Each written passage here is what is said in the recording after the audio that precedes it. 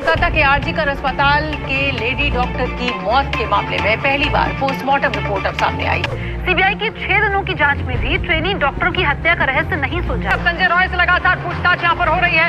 इससे पहले psychological test भी उसका किया गया, जिसके जरिए आंका गया कि क्या उसकी मानसिक स्थिति इस वक्त ठीक है या फिर नहीं। ये हैं पश्चिम बंगाल की मुख्यमंत्री ममता बनर्जी। कई सालों से सत्ता पर इनका कब्जा है, लेकिन फिर भी कोलकाता आरजीकर मेडिकल हॉस्पिटल के अंदर महिला डॉक्टरों को सुरक्षा तक नहीं दे पाई। एक बेटी जिसने अपनी जिंदगी के हर लम्हे को अपने सपनों को पूरा करने में लगा दिया, लेकिन एक रात ने सब कुछ खत्म कर दिया। ये कहानी आपके दिल को झकझोर देगी और आपको सोचने पर मजबूर कर देगी कि आखिर हम किस समाज में जी रहे हैं। क्या आप जानना चाहते हैं कि उस रात क्या हुआ? इस वीडियो को अंत तक देखिए कि एक दिन उनकी बेटी डॉक्टर बनकर लौटेगी और उनकी बेटी ने भी कभी उनके सपनों को टूटने नहीं दिया।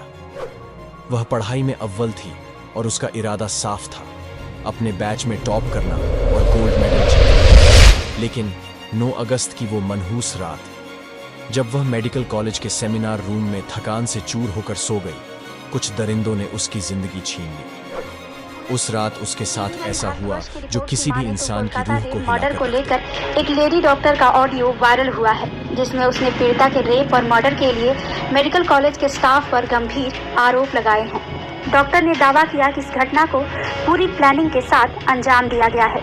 जिस सेमिनार हॉल में वारदात को अंजाम दिया गया, वहां कई सीनियर पीजीटी और कई लोग रेस्ट करने जाते थे, लेकिन 8 अगस्त की रात पीड़िता को अकेले ही सेमिनार हॉल में सोने के लिए कहा गया, यानी कि जानबूझकर पीड़िता को अकेला छोड़ा गया। इस दौरान सेमिनार हॉल में काम होगा ये कहकर किसी को भी वहां जाने नहीं दिया गया।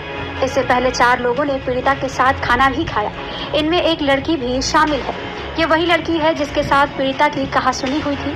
खाना खाते समय वो पीड़िता से झगड़ने लगी, फिर धमकी देकर वहां से चली गई। इसके बाद उसके दोस्तों ने जमकर शराब पी और फिर वापस आकर पीड़िता पर हमला किया। 2 लोगों ने उसके दोनों हाथ पकड़े। इंटर्न लड़की ने भी उसकी मदद की, उसे जोर से खींचकर पटक लिया।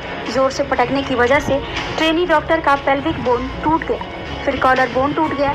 इसके बाद अत्याचार करने का सिलसिला शुरू हुआ और पीड़िता को उल्टा किया गया। उसकी पीठ पर ये लोग चले, इससे उसकी माथे की हड्डी भी टूट गई, फिर गला दबाकर उसकी हत्या कर दी गई। वायरल ऑडियो में लेडी डॉक्टर ने दावा किया कि जब ट्रेनी डॉक्टर को मारने के बाद ये लोग बाहर निकले तो इन्होंने देखा कि नीचे आरोपी संजय शराब पी रहा है। ये लोग जानते थे कि उसके कनेक्शन क्रिमिनल्स के साथ हैं। वो कॉल गर्ल्स को भी घर बुलाता है।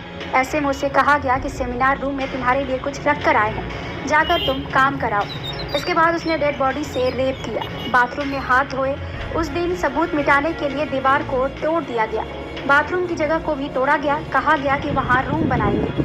ऐसे में ये बात साफ हो गई है कि लड़की के गुस्से की वजह से ही पीड़िता को तड़पा कर मौत के घाट उतार दी। ये सिर्फ एक लड़की की कहानी नहीं है, ये उस समाज की कहानी है जहां एक बेटी अपने सपनों के साथ सुरक्षित नहीं है। जिसने समाज को बदलने का सपना देखा, उस समाज ने ही उसकी जिंदगी को छीन लिया। अगर इस वीडियो ने आपके दिल को छुआ है तो इसे शेयर करें और इस दर्दनाक सच्चाई को दुनिया के सामने लाने में हमारी मदद करें।